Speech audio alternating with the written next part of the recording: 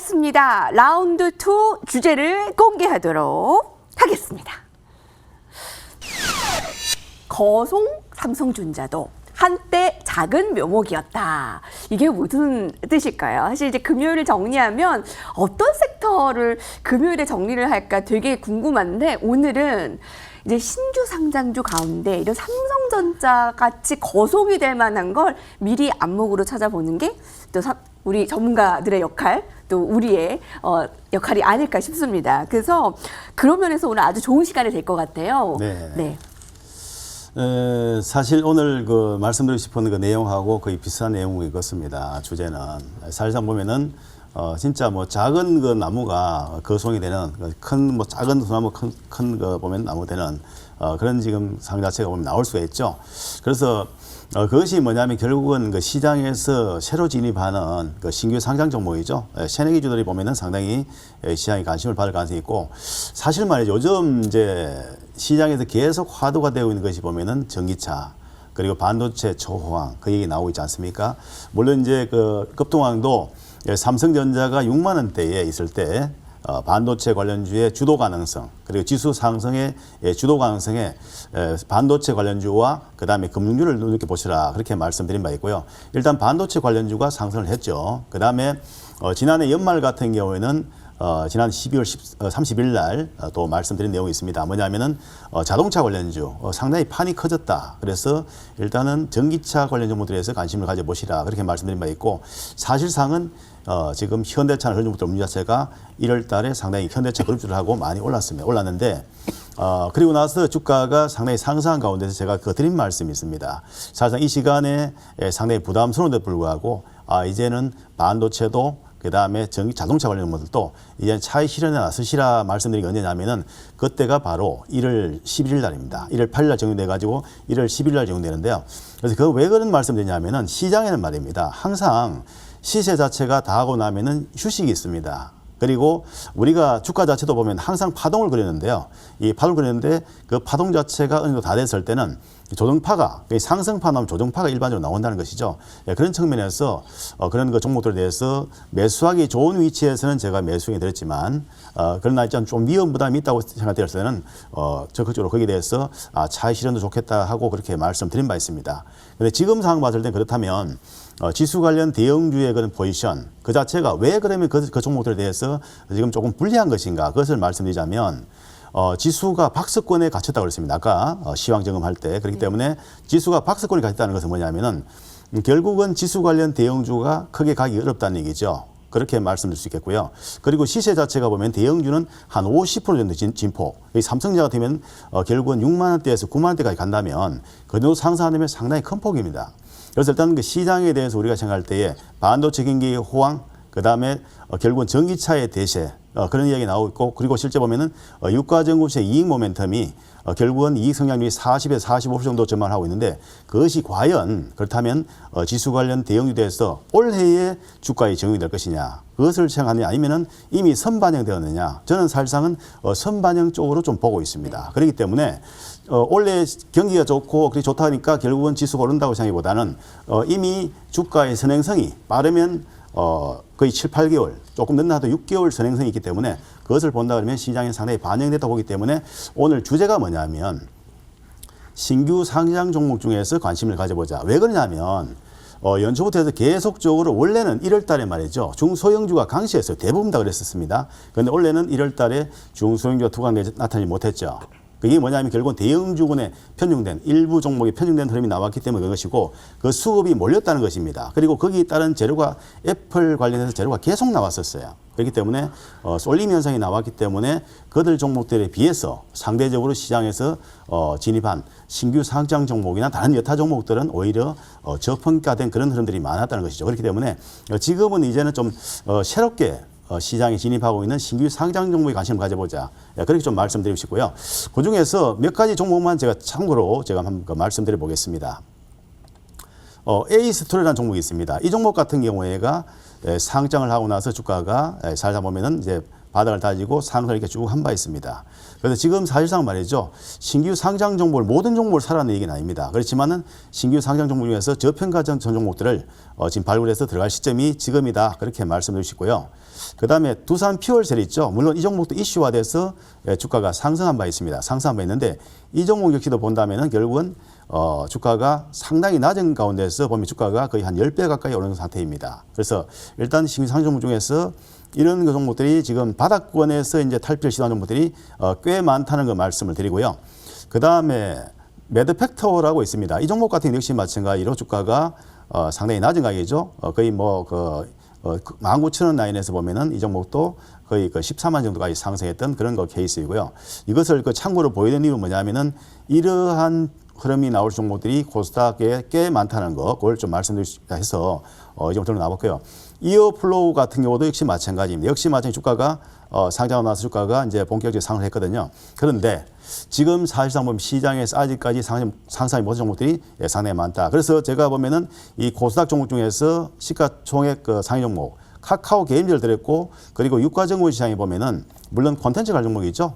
빅히트를 들었는데 이런 종목들이 새로운 어떤 그 시장의 흐름 자체가 나올 수 종목들을 잘 보시라고 말씀드리고 싶어요. 그리고 카카오 게임 역시 마찬가지로 보시면 이 종목도 역시 바닥권 탈피하고 나서 본격 상승 시도가 나오고 있습니다. 물론 뭐 크게 오른 건 아닙니다만은 이제 바닥권 서서히 탈피하고 상승이 나올 수 있는 종목이다. 그래서 이 종목들에 대해서 지금 당장 뭐 이 시간에 이걸 사실은 이건 아니고 앞에 말씀드렸던 것은 그런 흐름들이 좋은 흐름이 나왔기 때문에 앞으로도 계속 좀 좋은 종목들 관심을 가져본다면 상당히 좋겠다 말씀을 드리겠고요. 그래서 이 새내기 주들 신규 상장 최근에 한 1년 정도 안에 상장한 종목 중에서 저평가된 종목들이 꽤 많아 보이기 때문에 그런 종목들을 발굴하는데 좀 신경 쓰시면은 좋겠고요. 그리고 이제 시장은 말입니다. 지수가 상승한다고 해서 어느 특정 종목만 상승하지 않습니다. 중요한 건 말이죠. 이 코스피 지수가 이미 3,000포인트 위에서 계속 놀고 있습니다. 그런 상황이기 때문에 그만큼 많이 올랐다는 것이죠. 그러면 그동안에 지수가 올 때 상대적으로 오르지 못한 종목들이 많이 있습니다. 그 중에서도 보면은 이제 경기 순환이라든지 아니면 그 종목별 그 순환에서 실제 주가 자체가 보면은 어느 정도 키 맞추기 자체도 나올 수 있거든요. 그래서 일단은 대형주 위주의 그 상승이 결국 보면 1월 달에 나왔기 때문에 그러한 부분들이 이제 2월 이후부터는 해서는 그동안에 시장이 좀 관심을 받지 못한 종목들에 대해서 서서히 특히 저평가된 종목에 대해서 관심을 잘 가지고 좀 배팅을 한다면은 상당히 좋은 매매 되지 않겠나 그렇게 좀 말씀드리겠습니다. 네, 그런 의미가 있군요. 네. 자, 어떤 게 거성이 될지 모르는 그 신규 상장주를 발굴하고 연구하고 해서 우리가 이제 선춤에 그 저평가된 종목을 고르는 것이 일인데 그게 많다라고 희망을 주셨어요.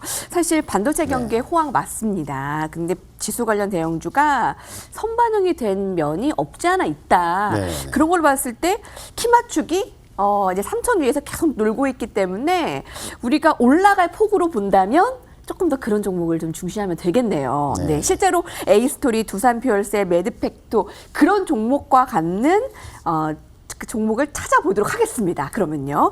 자, 그러면 이건희 전문가님의 의견도 한번 들어볼게요. 어떤 쪽으로 좀 관심을 두고 계세요? 일단 저는 2020년 신규 상장주 랠리에 이어서 2021년에도 좋은 종목 많이 나올 것으로 예상하고 있습니다. 하지만 여기서요. 시청자분들께서는 제2의 박셀바이오 또는 제2의 한국파마를 어떻게 노리고 있지 않을까라는 말씀을 드리고 싶어요. 지금부터 제가 드리는 말씀은요. 한국파마 그리고 박셀바이오뿐만 아니라 또 주가가 기본적으로 5연상 이상 갔던 동신건설 다 특정 공통점이 있었다라는 겁니다. 이 화면 보시면서 여러분께서 한번 공감을 하시면서 함께 좀 우리가 좀 공부해보는 시간 잠깐 가져보도록 하겠습니다. 먼저 박셀바이오입니다. 일단은 박셀바이오랑요 한국파마라든가 동신건설 주가가 300%에서요 500% 이상 간 주식들 특징이 있었어요. 다 거래량이죠. 제가 거래량을 말씀드리면요 다 차트를 보시고 이렇게 볼록 튀어나온 거래량 2천만 주 터졌네 3천만 주 터졌네 이렇게 보실 겁니다. 일반적으로 부도지표라든가 차트를 많이 보시는 분들은요. 근데 팩트는요 상장 주식수 이상으로 거래량을 많이 모아놓은 주식은 어떻다? 힘이 굉장히 강하다. 즉 내가 100이라는 숫자를 갖고 있으면요 2배로 끌어올리려면 100이 있어야 됩니다. 어설프게 50을 갖고 있으면요 올라가다 부러집니다. 힘을 굉장히 많이 모아놔야겠죠. 자 박셀바이오 상장 주식수가 몇 주죠? 1,500만 주입니다. 근데 앞전에 모아놓은 물량만요 2천만 주, 4천만 주, 1억 주가량 됩니다. 실제로 거기에 대비해가지고요 유통 주식수 이상으로 대비해가지고 5배 이상 끌어올리면서 5배 이상 끌어올리다 어떻습니까? 개인 물량까지 다 붙으면서 테마까지 붙고 유스까지 붙으면서 한 방 빵 올라간다 보시면 될 것 같습니다. 한국파마도 마찬가지. 한국파마 굉장히 좀 품절주요죠. 한국파마. 자, 한국파마는요, 상장 주식수가 1,000만 주입니다. 앞전에 보시죠? 3,000만 주 모아놓고요. 또 한 번 재차 3,000만 주 물량 모아가는 흐름 나옵니다. 실제로 거기에 대비하는 주가 몇 배? 6배가량 급등이 나옵니다. 또 하나 말씀드릴게요. 동신건설, 테마 탔죠? 자, 일단 정치 테마라고는 하는데 그런 거와 관계없이 앞전에 물량 모아놓은 힘들은요. 제가 항상 말씀드리지만 급등 에너지라고 합니다. 거기에 급소를 찔러가지고 기다리면 무서울 게 없다라고 말씀드렸던 것 같아요. 자, 동신건설 굉장히 품절주입니다. 840만 주의 상주 주식수, 앞전에 얼마 터뜨리죠? 한 모아서 한 3천만 주 이상 모아놓습니다. 근데 실제로 진짜 얼마나 올리죠? 실제로 가격 5배 이상 주가 급등시켜버립니다. 품절주의 묘미는요, 시장에서 소외받다 보니까 조용조용하게 물량을 모을 수 있다는 장점이 있습니다. 자, 그러면서요, 상장 주식수를 꼭 반드시 체크를 하시고, 공통점이 하나 더 있어요. 이런 회사들은요, 애매하게 남의 손에 맡겨가지고 주식이 부러지는 게 아니라 대주주도 모르는 사이에 주가를 끌어올립니다. 즉, 대주주가 가지고 있는 지분 이상을요, 모아놓은 다음에 터트립니다. 그러면 또 대주주한테 뭐가 생기죠? 대주주 매도. 뭐 신풍제약이라든가 신일제약 보시면 아시겠지만 주가가 올라가니까 어떻습니까? 대주주가 매도 때립니다. 자, 이런 식으로 어떻게 보면 여기에 대한 비밀이라든가 제가 다양한 자세한 방법은 저만의 어떻게 보면 제가 먹고 사는 방법이기 때문에 제가 다 말씀드릴 수는 어렵지만 아무튼 항상 상장 주식수 대비해가지고요. 터진 거래량 물량만 잘 보시면 여러분께서 상장 폐지라든가 위험한 종목도 어떻게 보면 가능성을 줄이면서 무난하게 공략할 수 있는 하나의 방법이다라는 정도 말씀드릴 수가 있겠고요. 자, 그러면서 중요한 건 테마가 살아있거나 다가올 트렌드냐 이거를 보셔야 됩니다. 막말로 제가 사놨는데 1년, 2년, 3년 움직이지 않으면 답답합니다. 앞전에 급등 에너지가 있더라도요. 오래 기다리면 답답합니다. 그렇죠? 자, 그 주체 물량을 모은 주체는요. 굉장히 여유롭거든요. 자금대가 크다 보니까. 따라서 여러분들께서는 항상 이 부분 상장 주식수 대비 거래량 체크를 하시면서요. 다가올 트렌드인지 또는 테마가 살아있는지 이 정도 보시고 자 그러면서 그냥 오진 않았겠죠. 좀 약간은 조금은 우리가 장기적으로 봤을 때 가능성 있는 주식들이 두 개가 있어요. 첫 번째 인바이오입니다. 자, 인바이오 상장 거래 주식수가 1,000만 주예요. 근데 앞전에 이미 신규 상장하면서요 3,000만 주가량 모아놨습니다. 3,000만 주, 4,000만 주. 그걸 한 번 더 튀어나왔죠. 거래량 1,000만 주. 이런 거 한 번 터지면 어떻게 보면 상승 탄력 받으면 무섭게 갈 수 있는 주식이라 보고 있습니다. 왜냐? 이 회사 재료는요 식물 바이러스성 치료제 그리고 자연 농약을 운용하고 있는 회사입니다. 지금 전 세계적으로요 제가 항상 말씀드렸지만 원자재 곡물값 올라가고 있어요. 그럼 거기에 자연스럽게 물가가 상승하면 수혜를 충분히 받을 것 같다 말씀드리겠고요. 자 그러면서 상장 주식수 이상을 뛰어넘는 거래량 있는 주식 인바이오에 이어서 TSI도 한번 눈여겨보시라. 이 회사 테마는 삼성전자, LG, SK가 거래하는 배터리 진주 기업이다. 이 정도만 말씀드리도록 하겠습니다. 맞아요. 우리 시청자분들은 제2의 박셀바이오, 한국파마 이렇게 이제 오를 거 새로운 거 이런 걸 원하지 않습니까? 힌트 이건 전문가께서 주신 거 인바이오, TSI 이런 종목들의 공통점이 그 상장 주식수 그 체크가 됐네요. 근데 거래량 부분들도 체크가 됐네요. 그래서 궁금한 점이 또 많지만 일단 여기서 체크는 마무리하도록 하고 그런 종목들을 좀 찾아보도록 하겠습니다. 라운드 2 화면으로 정리하겠습니다.